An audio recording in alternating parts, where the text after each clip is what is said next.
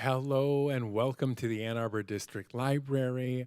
I'm really excited to have Connor Good here. Connor has been to the library several times in the past, and I'm really happy that Connor's here tonight.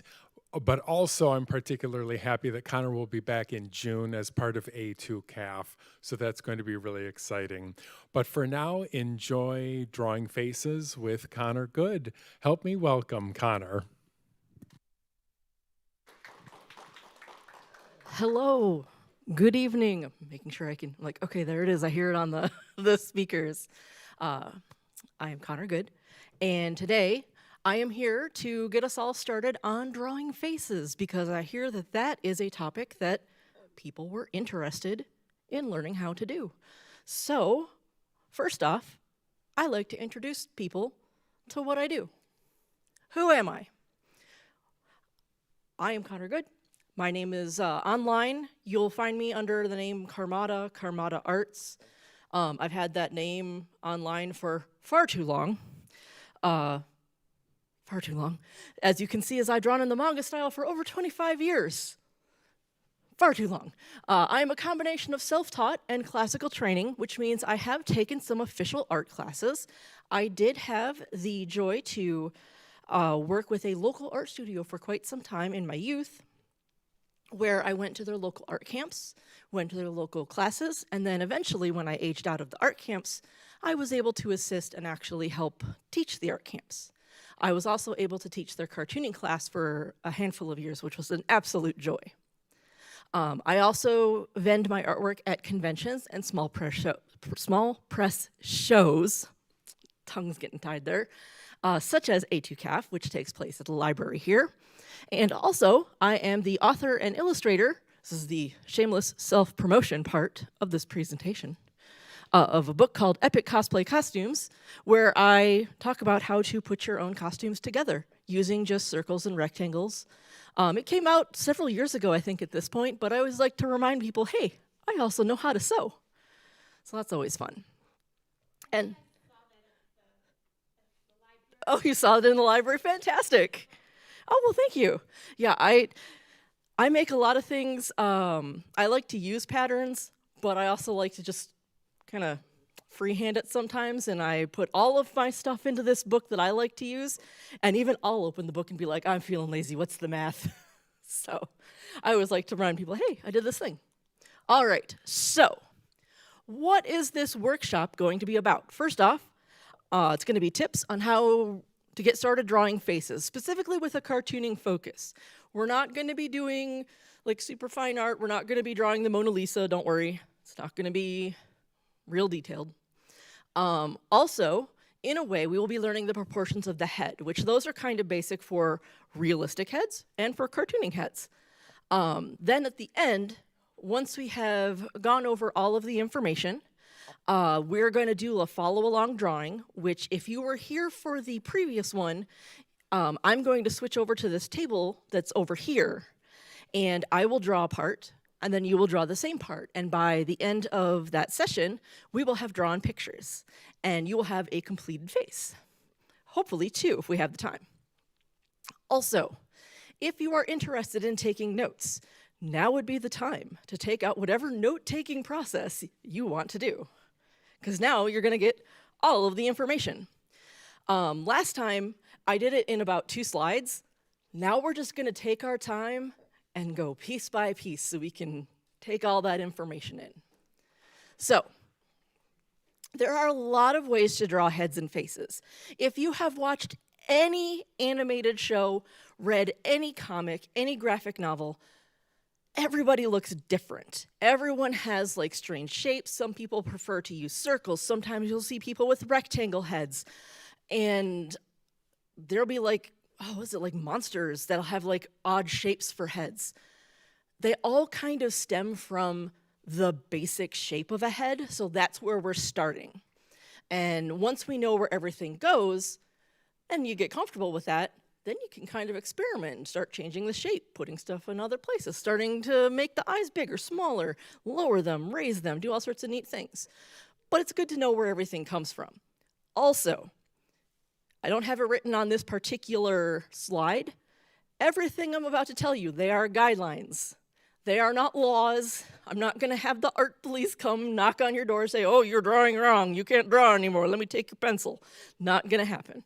These are guidelines, and they're just there to help you. Okay, so the first thing when you are drawing a face is that your eyes are going to be placed in the center of the head. And one thing that will tend to trip a lot of people up is that it doesn't include the hair, because your hair is going to kind of float because it's going to have some sort of like thickness to it. Just no matter how thin your hair is, the follicle will come out of your head and bend over. So it makes kind of like this little halo around the top of your skull. You want to measure just the skull of your head. And in the middle of that is where the eyes go, regardless of size. These are very large eyes. I draw in a manga style, more like the anime and stuff. So these eyes are quite large. But even if they were smaller drawn eyes, they would still want to be placed at this center line. Here we go. The next part, once we have the eyes in, you can then proceed to place where the nose would be for a nice proportional location. The nose is actually located halfway between the eyes and the chin, which is the bottom of the head. What's fun is if you go to a mirror and you kind of like take a look with your hands, you can kind of measure this out on yourself, and it kind of actually fits. These are the like quote perfect ones, so don't worry if you don't match up. It's absolutely fine. Everybody's a little crooked. One of my ears is lower than the other. I know because my glasses never sit proper when I set them on the table, and that's okay. And if everyone has that information, I will move to the next. Then we have the mouth. Mine's a little bit higher here, but that's okay. The mouth is then located halfway between the nose and the chin. And everything here is great because it's done in halves. You just cut everything 50%. One half, one half, one half, one half. Nice, easy math. You don't have to worry about, like, hold on, let me get my calculator, like my graphing calculator out. Got to do myself a parabola here. What's going on? None of that. It's just one half, and one half. So one half for the eyes, one half for the nose, one half for the mouth. And it didn't say, we're going to skip that one because I had copied a frame and it forgot to copy over. Okay, so the eyes, again, come back up. When you are viewing a face from the front, eyes tend to approximately be one eye length apart. And you can actually measure with your fingers one of your eyes and then measure between your two eyes on your own face. And it is approximately one eye length. Now, I hear what you're saying. We've all watched cartoons. We've all watched animation. And there are some cartoons and animation where their eyes are very far apart, and that's okay. But that's how they've particularly drawn their style. Like I said, it's a guideline. If something looks off, come back here to check. Otherwise, if it looks fine, you're good. All right, mouths. Mouths are always a thing, because in some animation, they'll have very big, expressive mouths, and they'll just be like all over the place. And then other times, they're just gonna be a little itty-bitty line that you can barely see until they kind of talk. If you are drawing a more typically proportioned face, more realistically proportioned face, the edges of the mouth typically go to the center of the eyes when your eyes are at rest, like you're just looking forward. You're in just like a neutral position, looking forward, everything is great. Your mouth can also change size. You can pucker your lips, like if you were using a straw. Sipping from a straw is what I was trying to say. If you were sipping from a straw, your lips will pucker and your mouth will get very tiny. If you are shouting very loud, or if I am acting on a stage and I want them to see what I am saying, I can really make my mouth look big. It does make my muscles hurt a little because I don't do it very often, but it is possible. So that's another fun thing, and we're going to bring that up in just a bit. And we have ears. Where do the ears go? They are conveniently located, once again, in reference to something else. When you are putting ears on a face, they are pretty much located between the top of the eyes and the bottom of the nose. And that is the zone where the ears will be. Don't worry if they're not exactly at the same height as each other. They don't have to be absolutely perfect. Now, there are some people, as a side note, that if you happen to be using a digital drawing program, there are symmetry tools that if you are really particular about making sure everything's exactly the same on each side, you can draw both sides at the same time. So that's pretty neat. And this is a slide that I put in. It feels like it should be obvious, but I always like to remind people that your neck comes from the middle of your head. And that from the front, very obvious, very obvious. From the side, not as obvious as you'd think, because you want it to come from the entire head, and I'll show you on a slide coming up. Okay, so this is the entire views of the head, and I have this drawn. Wait, I can put this in my other hand. I have my little clicker. Okay, so this is the front-facing face. The face looking forward. Over here on the left, in the center, I have the same face looking to our right. And then this one, which I have not talked about yet, this is called a 3/4 view. This is where the character, the person, is slightly turned to the side, so you still see both eyes, but one of them is a little bit smaller. So, what I was talking about with the neck, so I have the neck here. I wanted to make sure that it came directly out of the entire head, not just like the front, but the entire skull, once again, not including hair, the entire skull. So it actually kind of meets up here in the back.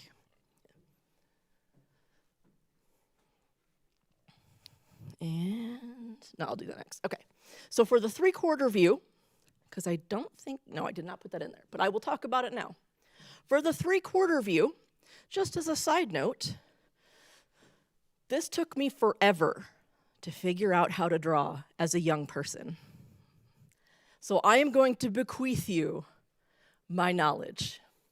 When a character's face is turned to the side, we have over here, these eyes are the same width, same height. So they're this wide, this tall, same thing.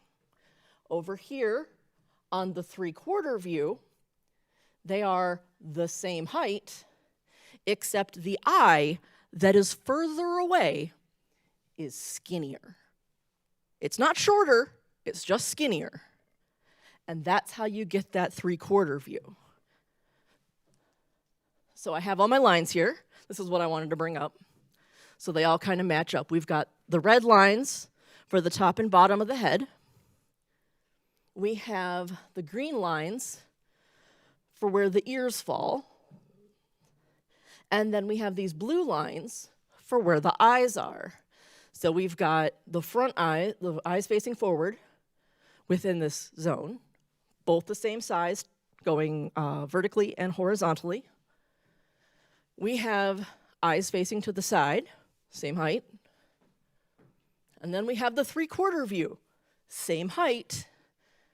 The one further away is skinnier. Take this knowledge and use it well. This took me forever as a young person. Please take my knowledge. I have so many sketchbooks where I drew that eye skinnier and smaller. So it was like this teeny tiny eye. Extreme facial perspective, exactly. So I always like to bring that up. Also, that's another thing when we get to the drawing session at the end. We all have to start somewhere, and we're all on our journey on a different part. And I started where you guys were. So do not fret. All right, now we're going to get into other parts of the face that we have not mentioned before in any presentation I have ever given. This is brand new artwork. Let's go. Okay, so there are a lot of times where you're drawing, like, let's say a fantasy character, or you want to draw your D&D character, and you have a character that has a different ear shape than a regular human. How are you going to do that? There's a way you can do it that's kind of like cheating, but not really. So I'm going to show you my secrets. So you start with your regular ear. In this particular image, I have it outlined in blue. Then what I'll do is where it's outlined in blue, I draw it very lightly. Or if I'm using a computer, it's on a different layer. Then, over those exact same ears, I draw the ear I want, because I'll know where the ear is supposed to start from, and then I can take that and put the other shape on top of it. So like, for example, this is like a elfin ear, and the base is still gonna be where a normal ear begins, but it's gonna come to a point. So I still want it to be where an ear should be, but bigger. So I take it from this part, extend it up, and then I will erase or remove the layer underneath, depending on what I am drawing with. And then I have an elf. So I have several examples that I have drawn up of different ways to draw some ears. So I'm gonna pause on this for a moment or two while everyone can take a look. I just made kind of like I'm not really sure what I'd classify the first one as. I know the second one kind of looks more like a goblin-ish type ear, and then we have the elf at the bottom. All three of these were made the same way, where I took the base ear, I drew the other ear over top, and then I took the old ear and erased it. And from that, I could get a whole variety of characters. This will help build a variety of character types, at least start to give you a little bit of different silhouettes. We haven't changed the head shape, but we've at least changed the ear shape. So that's always good. I had a thought and suddenly it rushed out of my brain. I'll get there in a moment. My brain is catching up to my mouth. Yeah, ears. I apologize. I had a thought and it just decided to leave the room. All right. So now, the next one. Let's not be afraid. We're going to talk about noses. They exist. I promise. Who here has watched anime? I have. They hardly ever have noses. It's sad, but true. But I assure you, people have noses. People have noses, and you can draw them. I learned to draw them. You can draw them too. Back in the day when I first started drawing faces, I drew anime faces, and they had no noses because I was scared to draw noses. So I am here to help you draw noses. Don't be afraid to try different nose shapes. There's a lot of really unique shows out there, especially in the animation world, that have really interesting face shapes and noses and mouths and all sorts of things. So I usually will look to my favorite medias or what I see is popular going on, being like, oh, that's a neat design. Or you can look to real life references. One of the things that I used to do, hold on, I gotta catch my breath. I'm so excited. One of the things I used to do at my table at conventions is I would do like little funny ID cards based on shows. And so people would come to me and they'd want me to draw themselves in the ID card. So I got to learn how to draw a lot of different faces that way. What I like to do when I'm drawing a character, trying to figure them out, is I'll draw a side view and then I'll draw a front view. So if I'm like, oh, I really like this shape from the side, then I'll try and draw it from the front and see what I can stylize it as. So here we have the basic nose on the basic face that we have been seeing 18,000 times in every slide we've shown so far. And this is kind of like your just general ski slope nose. It kind of looks like my nose. I wonder where I got the inspiration for this one. So this is how I have it drawn from the side, and then this is how I stylistically will draw it from the front. So then I'm like, all right, how can I change that up? So one of the ways that I will like to give a different shape, I'm not really sure what to call this one. It's really close to the Roman nose, but it kind of like has less of an indent near where the eyebrows are, and it kind of comes out more and goes down. So it makes more or less like a flat angle on the front. So I'd start with the one on the right, and then move to the one that's on the left to try and see if I can have it represent the similar shape. And then I have this one where I wanted to make a cute little round nose. Started with the one on the right. Then I was like, okay, how do I make this little button nose appear looking from the front?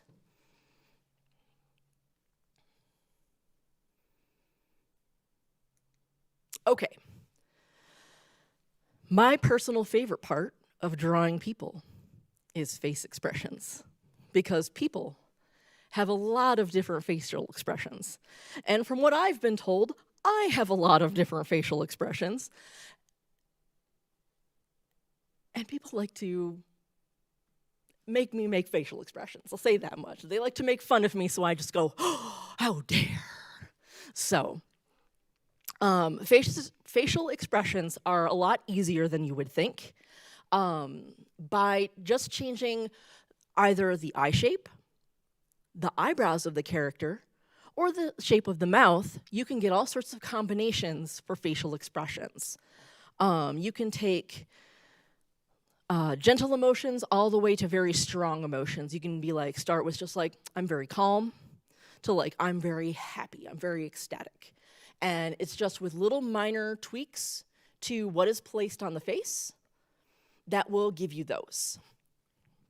There are whole books built around facial expressions. Sometimes there are books that are just pictures of people making faces to give you ideas on shapes of mouths, shapes of eyebrows, shapes of eyes that you can use. I highly recommend trying to see if you can find some. I don't know the most recent ones out there because I have very old ones on my shelf. So unfortunately, I cannot recommend any off the top of my head, but they tend to live in the, the reference, thank you, the reference area for art. A hand mirror, yes. Also, it's the time where you sit down to draw. I don't know if any of you do this, but I'll be having a character making an expression, and then I'll start to make the expression as I'm drawing it, and then my friends will be like, are you okay? And I'll be like, oh no, I'm fine. They're like, you looked really mad. And I'm like, oh, no, I'm good. My character was just angry in that picture. So here's an example from just like a basic expression to a really exuberant one. So we've got, where we start with the basic one, we have just regular eyebrows, neutral eyes, and just a smile. Just like, I'm happy. Then the eyes have become closed and the mouth is grinning. So it's like, oh, they're very happy.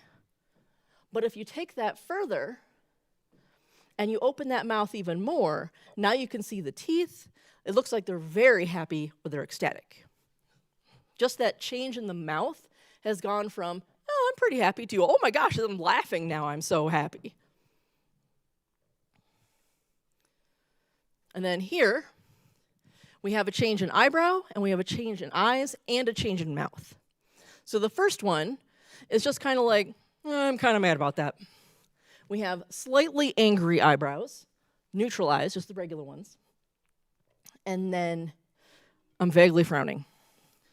So it's kind of like, don't like that. So let me go to the second one where we still have the slightly angry eyebrows, the slightly angry mouth, but we have now changed it to we have angry eyes. We are now annoyed at whatever is happening. Then we now switch the eyebrows to extremely angry eyebrows. They are now going downwards in a very angry motion. And this person is now gritting their teeth. And they're like, "Rrr." So they are now very angry. And we only changed a couple pieces. We left the eyes exactly the same, didn't even have to touch those. So just by changing a couple things. Now, what would be fun is, let's say, for the annoyed, I took one of these eyebrows and moved it down. He would suddenly be curious because one eyebrow would be raised. And that is just by moving a single eyebrow. So when you are drawing expressions, feel free to move something around if it doesn't look exactly how you want it. Okay, so I put this here, content warning eyes. I kind of drew an eyeball, a human eyeball. It's very cartoony, but I know there are some people who don't like eyes, so look away for like a minute until I tell you to look back, if you happen to be one of those people. So, eyes, the realistic version. I do not know why I'm tripping over my own words. Okay, eyes are orbs in our face. That's what they are. They sit in our skull and we see things through them. So this is basically what they look like. You've got the eyeball, you have the iris, and then the pupil. So the iris, oops, go back. There we go. The iris is the color around it, and the pupil is the dot in the center. I'm like, hold on, there's a pointy thing here. I can use this. Then you have the eyelids that go over that, and that's where like the eyelashes are and all the other fancy face things. It's where you put the eyeshadow and all that jazz. So we base our cartoon eyes on the general idea of what an eye is. We take this eye and we make it more abstract. We're like, okay, here's a top lid, here's the bottom line, and here's the colored iris part. Good, nailed it. A+, did it. So we're not always drawing like super hyper realistic eyes all the time. Unless that's your style, you can totally do that too. No harm done. Okay, the eye is gone. You may now look back if the eye freaked you out. Okay, so eyes, the cartoon version. There are a ton of variations on how to draw eyes for cartoons. There is no one way to draw eyes. I wish there was, but also I'm glad that there's not. Because everybody's drawing style is then very different. And what I like to recommend to any artist is to look at what others have done, and specifically other media that you like. Is there a comic that you like? Is there an animation that you like? Try drawing those eyes first. That'll give you a great starting point, and then you jump off from there. I always find it a really neat piece of trivia that I'll go walking through a convention hall, especially at like the anime conventions, and as I walk through the artist alley, I can go, that's what they started with watching. That was their first show. They started watching this show. They watched Sailor Moon. They watched Dragon Ball. They watched Inuyasha because of how they tend to draw their shapes for their eyes, the shapes for their body. But it's okay because it's not exactly the same. It just has vague hints of that style in there. And that's A-okay. I just think it's fun. I have this exact thing in mind too. Don't think I got away from it. I have this exact thing. And then practice a whole bunch of them. I will do this from time to time because every once in a while, if you have this time when you're doing art, you're like, I'm doing great, I'm doing great, I'm doing great. I hate everything I've ever touched. I can't stand my style. I need to find a new one. And then you go and draw like 14 pages of like eyes or hands or something or whatever it is that you don't like about your drawing. And then you're like, oh, I can draw pretty well. All right, I'm good. And then you go back to drawing your pictures just fine. This happens a lot. Don't worry, we all do it. So drawing a whole bunch of different kinds is super handy. So I actually went looking for a bunch of different kinds of eyes just to see, just for a variety of what's out there. The one on the upper left that I have up here that's blue, this is about as close to the like Disney eye as I can probably draw these days. I tend to sometimes actually use that as a base for the shape of my eye, and then I'll erase parts of it to get more like this pink right here. The one up on the right is also more of a Disney eye. I've seen that in a lot of comic styles too. And then we have our more like anime styled eyes in the lower right corner here. We've got like these cute ones here. I love these with the little stylistic eyelashes coming off the bottom. People don't usually have that, but it's like I put mascara down here and now you can see them. And then of course we have dramatic evil guy eyes, because you always need dramatic evil guy eyes. One thing to note is the larger your character's eyes are, the younger they will appear. The thinner and smaller, like they're more narrow, and the iris is smaller. So like for example, the brown eyes here, very large. This would be a younger character. The evil guy eyes, obviously, an older character. The smaller pupil definitely makes them look pretty evil. It also doesn't help I gave them red eyes. I did that on purpose. But the more narrow the eyes are, the older that character will appear. So it's definitely something to keep in mind when designing your own characters. Oh, I got the hiccups. All right, and I believe that is the end of the informational part. Does anyone have any questions before we begin the drawing part? If you have a sketchbook, now is the time to get it out. We do have paper here at the library. If you have not gotten any, feel free to get some at this time. If you have a sketchbook and you're more comfortable using that, please do. If you have a tablet and are more comfortable using that, please do. I highly encourage people to use the media that they are most comfortable with. And I'm going to scoot over to the table. Everybody's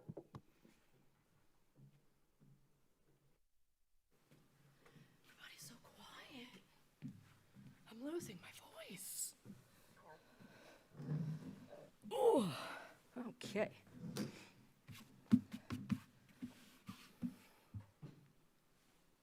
All right.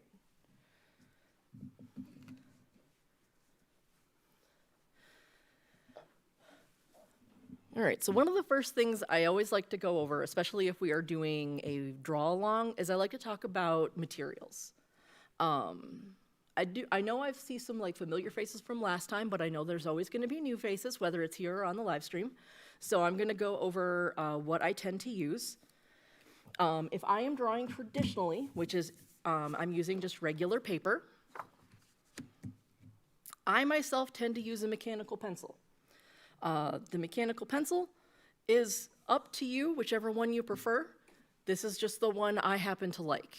I started using it when I was in college, and I now have like 6 of them at home because I keep misplacing them and then finding them later.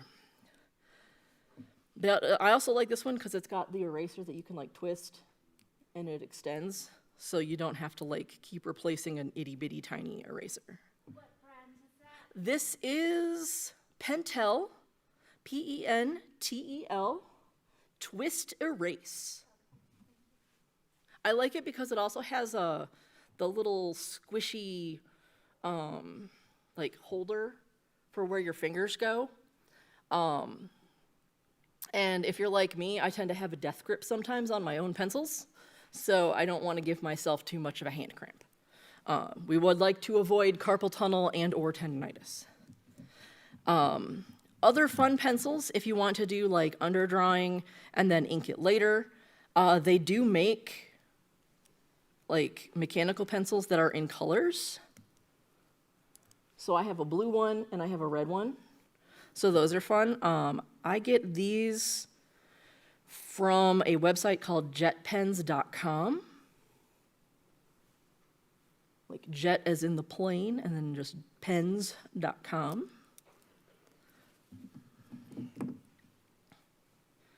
This is just the lead for my pencil.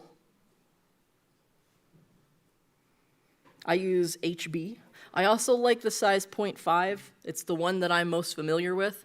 It comes smaller and it comes larger, whatever you're comfortable with. I will repeat until the end of time that there is no wrong media. The media that is best is the media that you are most comfortable using. If you're more comfortable using a ballpoint pen, you use that ballpoint pen. I will look at you in awe. I actually used to do a lot of doodles in just ballpoint pen, so that's how I got a lot of practice in. So I was like, I can't erase it, let's go. So now I have my erasers. These are a couple of my favorite ones. This one is just your generic like white eraser. It's also known as a Mars eraser, just a different brand. And it's just a general rubber eraser. I like these ones because they're more gentle to your paper. The pink ones that tend to show up everywhere, they're great for the first 5 minutes, and then like an avocado, they ripen and immediately go bad, and then will leave pink marks all over your paper, and then you will be sad. So I usually tend to shy away from those. This is my really favorite one. I get this one from the Blick store, but I think they have them at Michael's. This is called Faber-Castell Dust-Free Eraser. And not only is it soft on the paper, but all of the little like fuzz, it just kind of turns into these little snakes instead of like all the snow that would appear in your lap when you would go to stand up after drawing for so long, and then it's just like all over your shirt, and you're like, well, now I have to vacuum. So I like these ones because it helps keep my area clean. Another thing, I remembered to bring it this time, is I have a tablet. I'm trying not to get too much reflection on it. I'm gonna open it not in the screen. Okay, and so I have an iPad. There are various types of things that you can, like different types of tablets that you can get. I happen to have an iPad, and I happen to use Clip Studio Paint. They also have something called Procreate that you can get as an app for a tablet that a lot of people use, and then you'll have a stylus, and then you can draw with it. Oh, there's a light. Oh, look at that. Look at that. Hey, thank you. So yeah, so then you can just draw straight on there. I'm not going to be using this for the demonstration. I just wanted to let people know that this is also a thing that happens to exist, and that tablets have the capability of also drawing. Mostly because I actually draw a lot on my tablet these days because it helps save my tendonitis. And I like to let people know that, because I'll sometimes want to like move stuff around or shift parts of my drawing over, and instead of erasing the whole thing and then like redrawing an entire arm, now I can just like circle it and like scooch it over. So now I draw a lot, which is great. Okay, so first thing we are going to do, do we want to draw a forward-facing face? Or do we want to draw a side view first? I will give the democratic vote to our audience. Who wants a front-facing face? All right, who wants a side face? Front faces have it. Okay, first thing, take your paper, turn it long ways, turn it horizontal or hot dog, depending on which verbiage you prefer. We're gonna use 1/2 of the paper. So just to make sure, I'm going to fold it in half with the short sides together to just make me a little crease here. So that way I have kind of a line.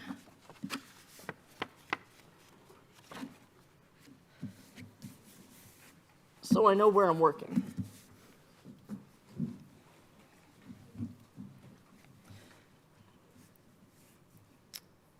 I am right-handed, So I am going to pick the left side of my paper to work on. If you are left-handed, please use the right side of your paper. The reason for this is so you don't accidentally smear the picture when we do the second one. Right-handed, use this side. If you are left-handed, use this side. I've spent a lot of time with graphite all down my arm. Oh, art class. Okay, so what we want to start with, also, really quick, I am probably going to be drawing somewhat dark. You do not have to draw as dark as I do. Feel free to draw lighter so it's easier for you to erase anything. I am drawing slightly darker so everyone can see it on my paper. So I am going to draw a circle, pretty big, in the upper half of the side of my paper. And I'm going to erase this extra line here.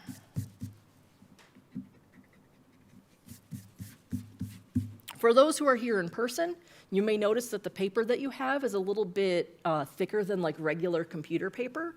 This is called Bristol board, or a Bristol paper that I got from like the office store. And I like it because it's smoother and tougher and will withstand a lot more erasing than regular paper. So in case anybody was curious and wanted to find more.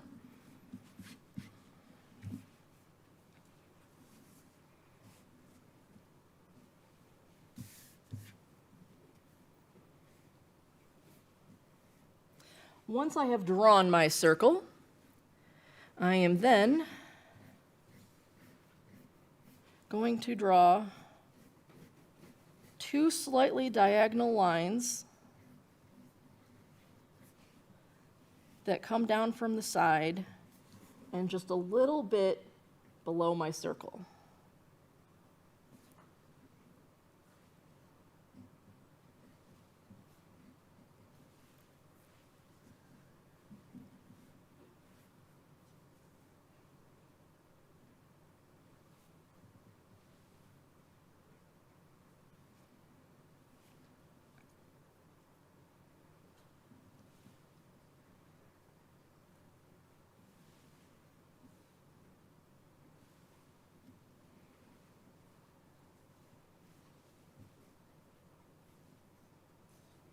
Then once I have done that,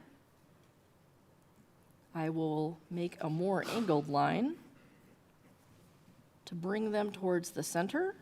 And if you want, you can put a little flat line at the bottom. If you are not sure where the center is just by looking at it, that is okay. You can draw a line that goes down the center very lightly of your circle to give you a reference, if you so desire.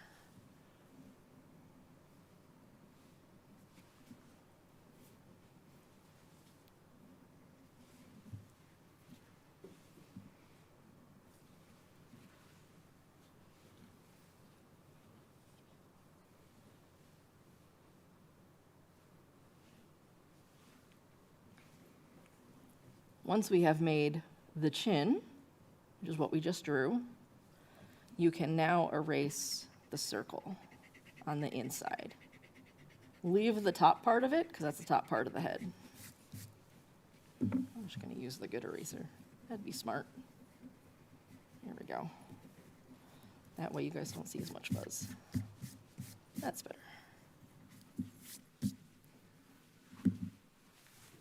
And already we have a head shape, like magic.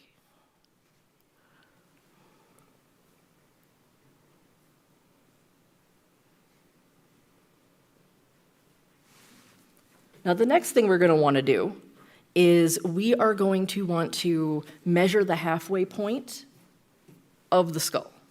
So I like to take my fingers, kind of see about how tall it is, and then estimate about where the middle is.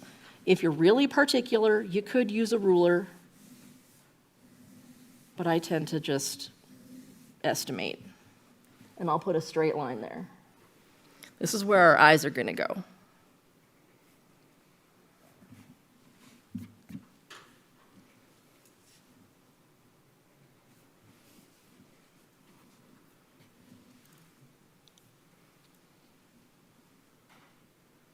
Then, between that line and the bottom of the head, find that middle point again. You can draw another line. So that's going to be where our nose is going to go. And then we'll do one more half, and then I will pause and wait, because then we'll get to start drawing in details.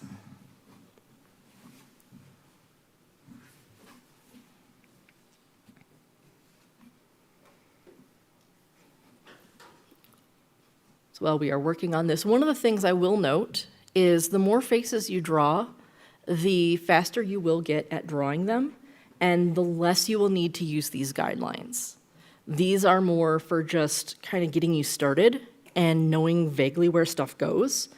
And then the more you go along, the more you're like, okay, here's where eyes go, here's where nose is, okay, this is what this character looks like. If you've ever seen a video of a professional cartoonist drawing their characters, they can sit down with a permanent marker and just draw the character perfectly on like a piece of blank paper with no underlines. They're just like, here we go, and they're like, here's some hairlines, here's some eye lines, and then here's like their whole face.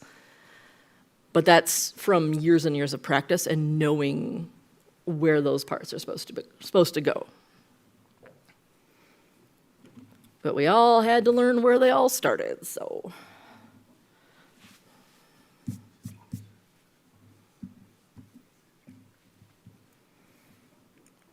All right. So now, let us put in the eyes. I'm just gonna do kind of like the circle eyes. And for those, it's kind of a circle, but it's got like this slight flat part on the top. I don't know, it's kind of hard to describe. It's like a weird square that's like puffy. It's the best I can describe it. If you want to put just a plain circle, you can do that. If you want to just give them dot eyes, you can do that. This part is definitely up to you.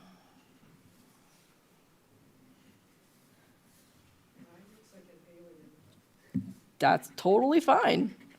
Mine kind of does right now too. So like for mine, what I'll tend to do is I will go and thicken the top part to make kind of like an upper eyelid. Maybe put a line above it. And then darken the bottom line, like here. And let's say I'm gonna have them looking to the side. And then I'll put a big oval. And that's their eye.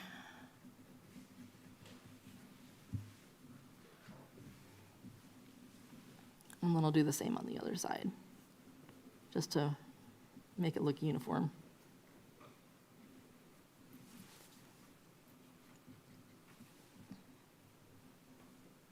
And as I'm looking at mine right now, I'm noticing they're approximately the same distance apart, about the size of an eye, so I think I should be good. And there is a little bit of a distance between the eye and the edge of the head, so that's also good. I'll be honest, I don't know of what proportions that is, I just know there should be a distance there.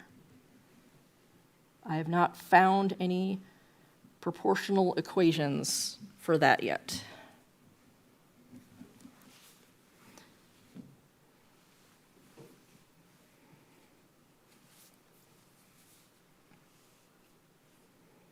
So it'll give us all time to create our eyes.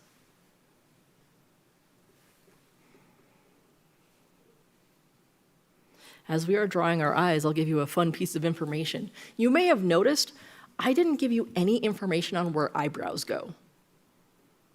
That's because in cartoons, eyebrows can float. They will mysteriously go up into the forehead, barrel down into like the middle of the face, depending on whatever emotion they may be having. So we're not drawing realistic faces, we're drawing cartoon faces. So the eyebrows are just going to be there, above the eyes, doing their eyebrow thing.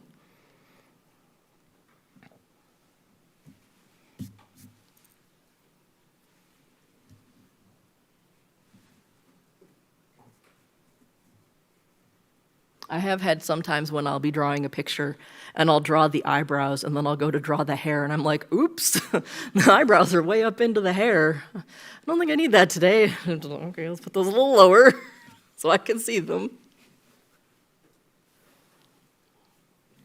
But sometimes it's good if they're floating in the air. Depends on your style.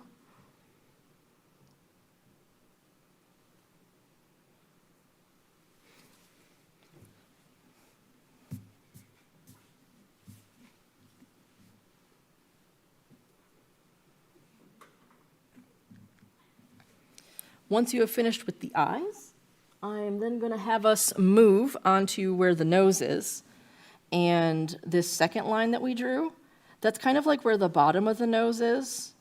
And I like to start with kind of like a V shape, a very wide V.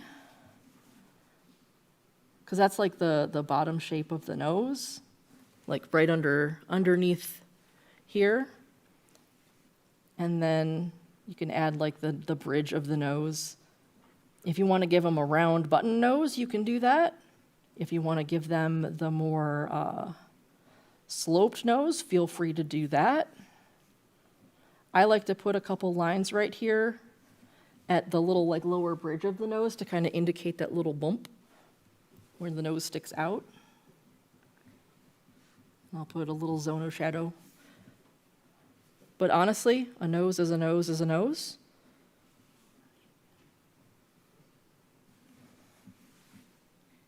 You can stylistically make your nose how you want.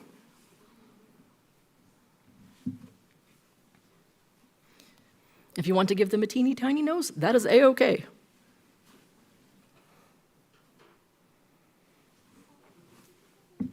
See, I've seen, let me get this other piece of paper here. You don't have to draw these ones that I'm drawing, this is just examples. I have seen noses that look like this. I have seen noses that look like this. We had this one we did earlier. This one we did earlier. Oh, what other ones have I seen? Sometimes they just do two little lines for the nostrils, and then maybe some shadow, if they feel like it. There's a lot of different ways. I've had a character once had a nose like this.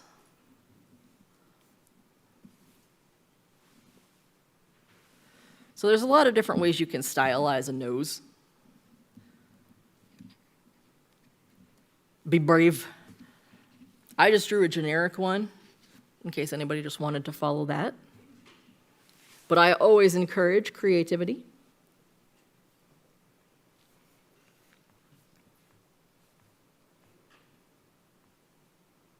Once you are done with the nose, I'm going to put in a mouth. And for that, it's actually going to sit just above this line. So the bottom touches the line and comes up. And then I put like these two dots at the end to kind of represent the creases.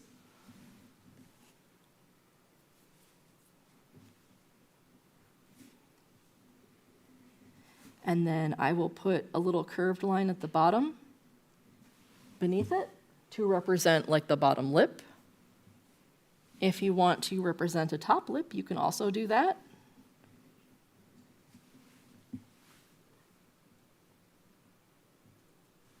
There are many ways to do that. Lips have many different types of shapes. You can give them a smile. You can have them grinning.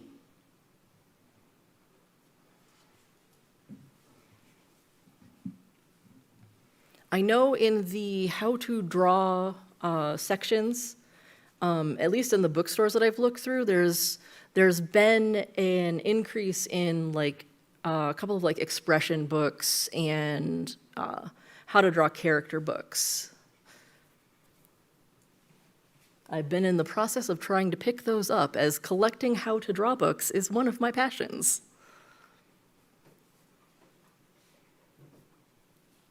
I have not updated my own personal library recently, so unfortunately I do not have any names to give to you for books. But please check your reference sections.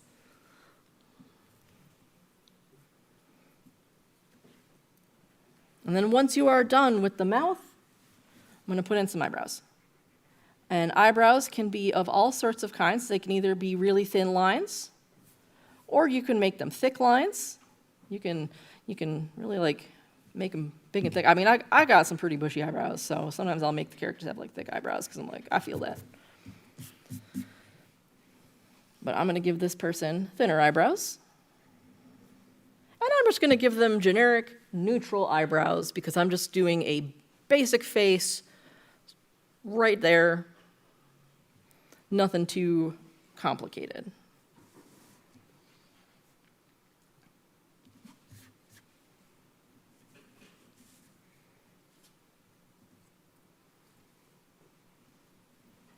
And then the last thing I'll do before erasing all my guidelines, I'm just going to give them a neck, where it kind of comes out of the center of the head.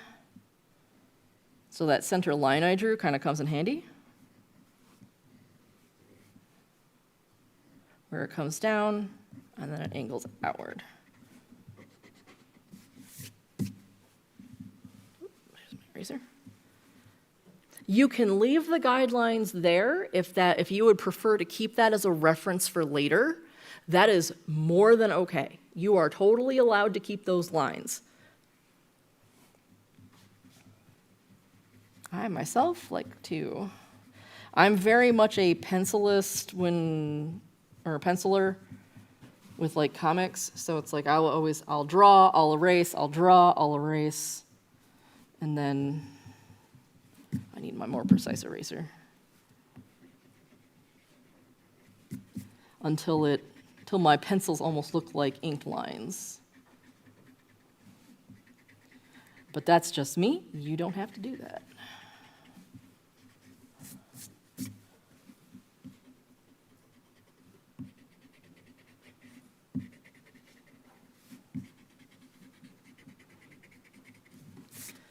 Also, so on a side note, while we are finishing up this particular image, one of the reasons why I like to use a mechanical pencil as opposed to your standard drawing pencil. If I am drawing more cartoon style, I will use a mechanical pencil because I'm looking for very precise lines. I am looking for very thin, very specific lines to come out of my pencil, and very tiny details.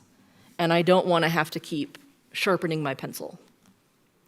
If I am doing more of a fine art drawing, or if I'm doing something with a lot of shading, I will then go towards the regular, let me use a pencil sharpener pencil, because then I can use the side of the lead. I can use the side of the pencil to get that shading that I need to. You can't do that with a mechanical pencil. It's just got a tiny point.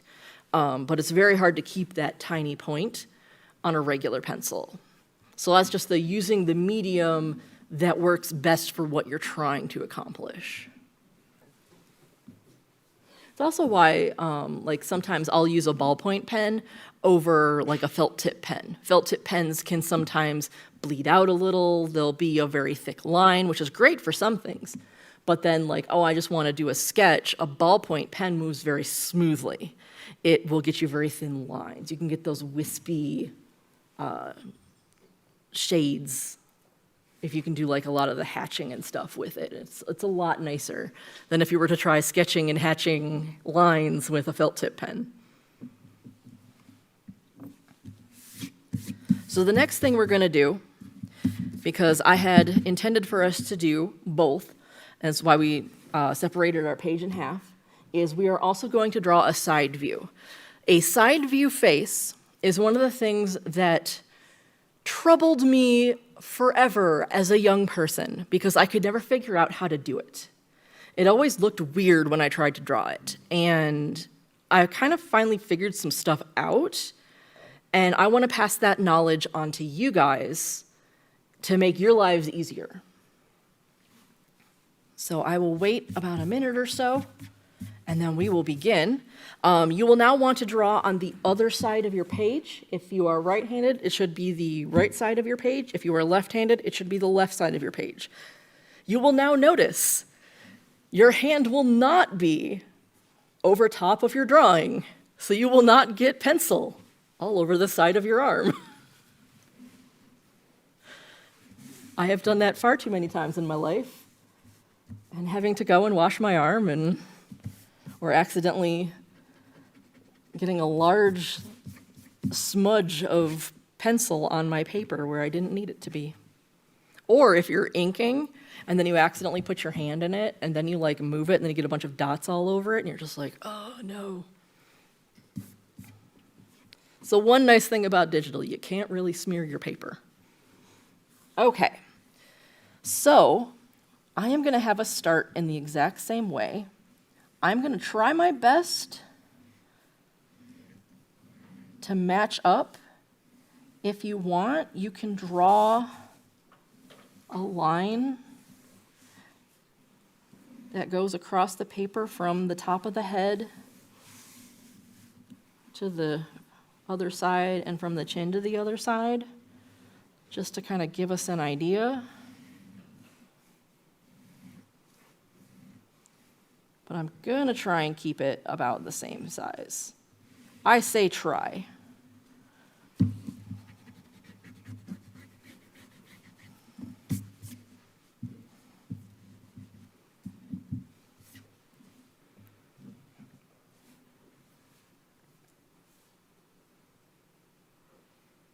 See, now here's where if I kept the guidelines, it would have been smart to do and extend all of those across. So I'm gonna do that right now.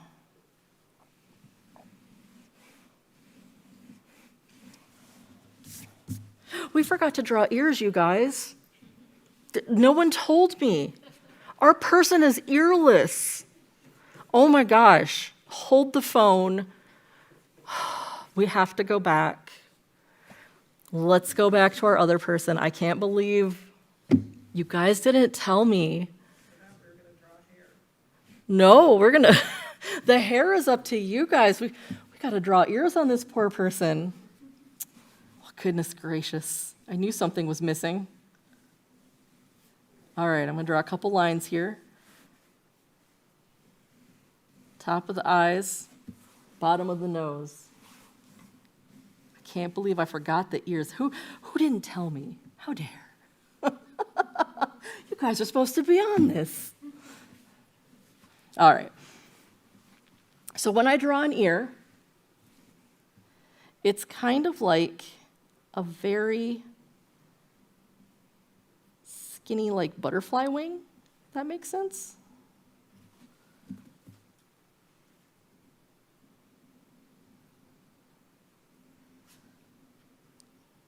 Especially if you're looking at them from the front. Oh, see, this looks better already. The person has ears.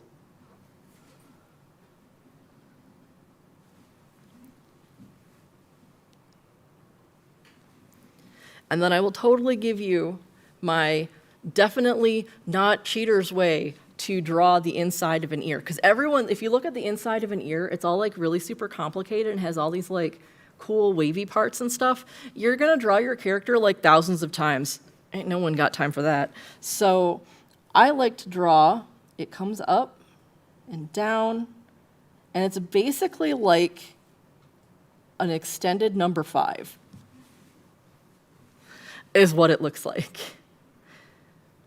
If you're looking at the one on the right. On the left, it's kind of like that, but it's reversed. But on the right side, it's a number 5, and then I'll put a line that goes down the middle. And that's how you cheat an ear. because a lot of times hair's going to cover it anyway.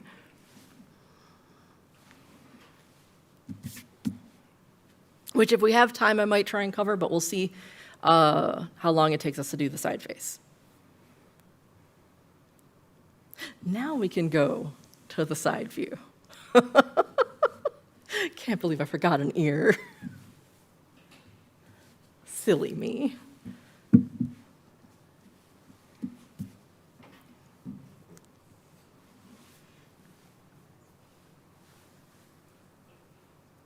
All right. So now we're back onto the side face.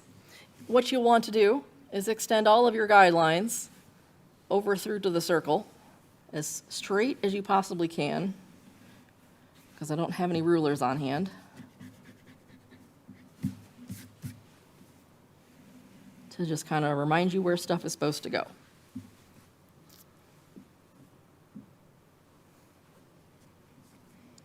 Then what I'll do is I will make a straight line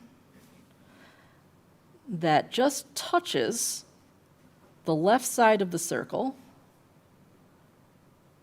and just very gently curves oh so little down to the bottom line.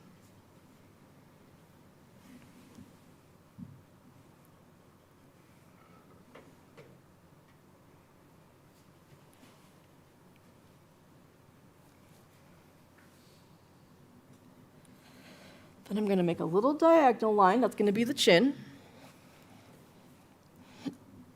So the end of that's going to touch the bottom line. Ooh, I got the hiccups. And then the jawline's going to come from there, go to about the middle, and come up. It's not going to touch the circle.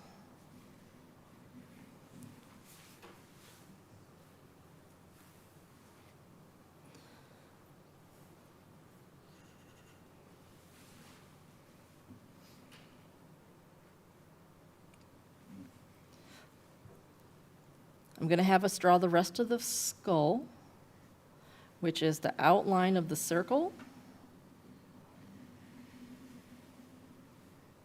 here. And then I'll erase my circle guideline just to get it out of the way. And the rest of this line up here, it sticks out. We don't need that. So now it looks like this.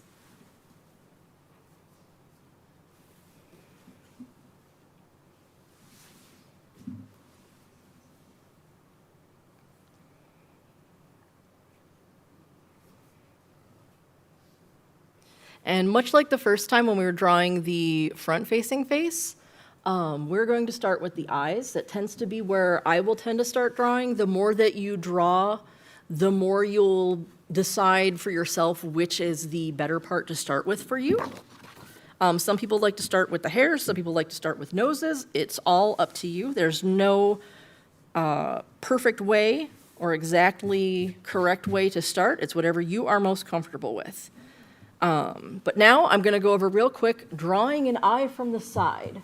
So I'm going to bring this piece of paper in. So an eye from the front, we had it kind of like a circle. It was like this interesting like misshapen circle shape. When you have an eye from the side, the part that's looking is going to be flat. And then it's going to kind of make this like rounded triangle shape, usually. Or it might be just like a half oval, depending on the shape of your eyes. I have it very slightly rounded on this side. And then the iris, instead of a large oval like I have over here, it's got the mostly flat on one side and then a much skinnier oval in total.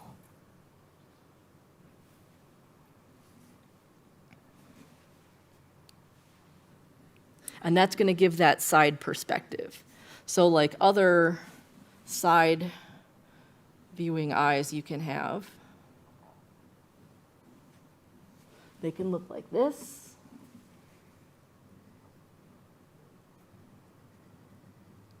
They can look like this. This is more of a like standard cartoon eye.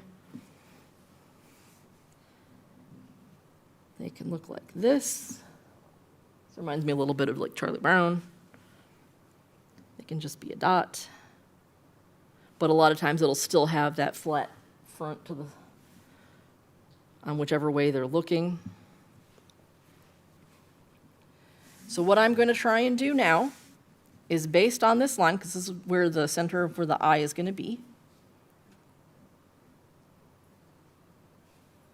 I'm going to draw my skinny oval. And then kind of make that triangle shape around it.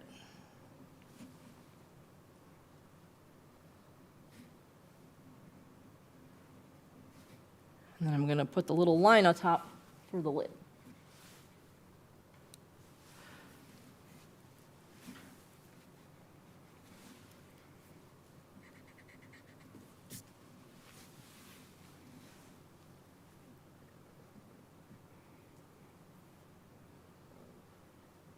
And this way, as you can see, the eye is still in the middle of the head.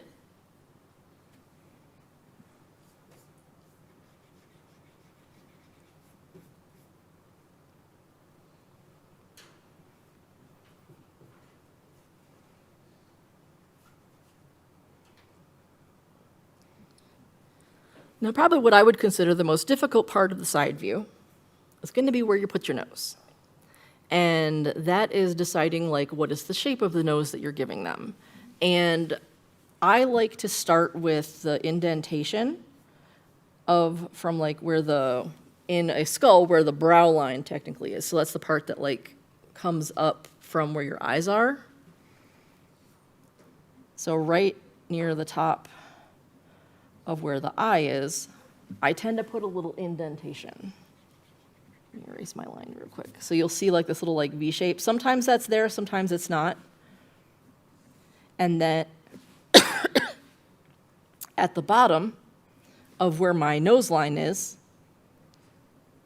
I'm going to extend out and have it be like a triangle that's coming off of the face for this particular nose.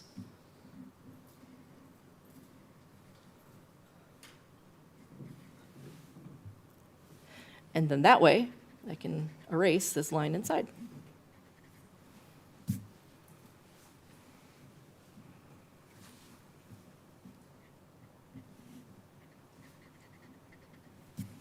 Because noses come off of the face. They extend outward. They're not like inside the face, so you want to have it come out of that line. And you can always go back and make any of the lines softer if you want.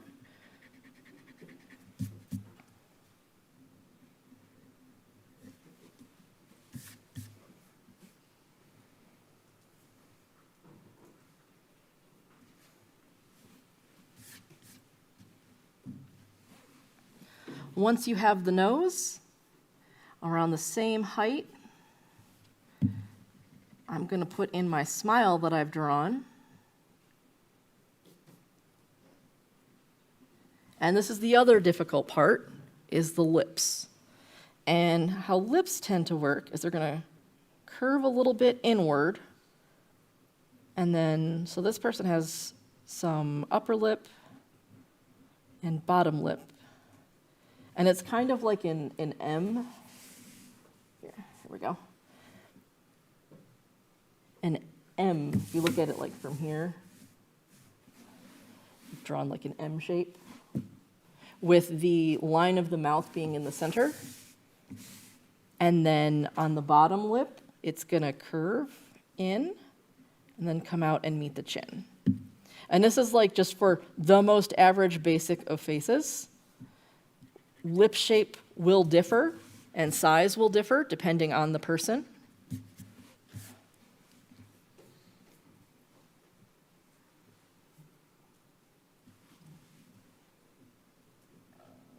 Don't even get me started on where beards go, because that's a whole other bag of stuff. I'm going to put in the eyebrows real quick. About the same height. Nice gentle curve.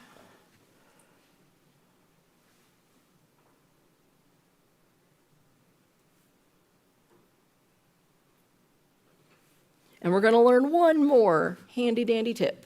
If you are looking at a head from the side, the ear should approximately go in the center of the head. Since we are looking at it from the side, it's going to be a bit wider of a shape. So an ear is a much bigger butterfly wing shape.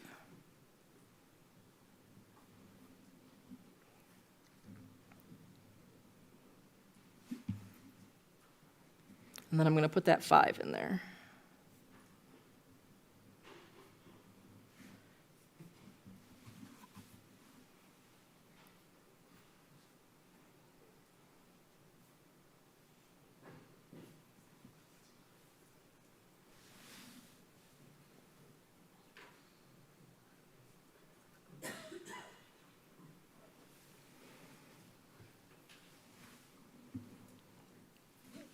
And last, but certainly not least, we're going to give this face and neck, and I'm going to draw a line that goes right down the center to give me a reference.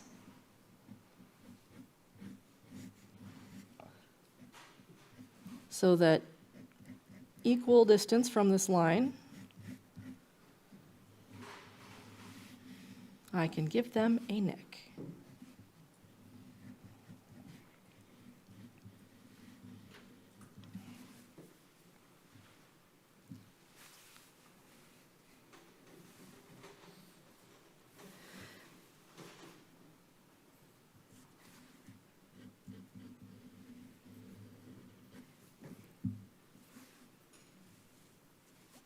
And then at that point, you should have a front face and a side face at approximately the same proportions to each other.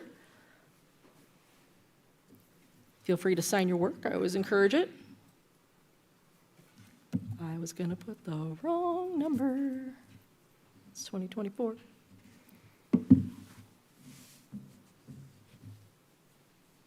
And you now have a piece of art. There is approximately 8 minutes left. I want to open the floor for any questions. Let people finish up with their faces. If you want to add hair, feel free.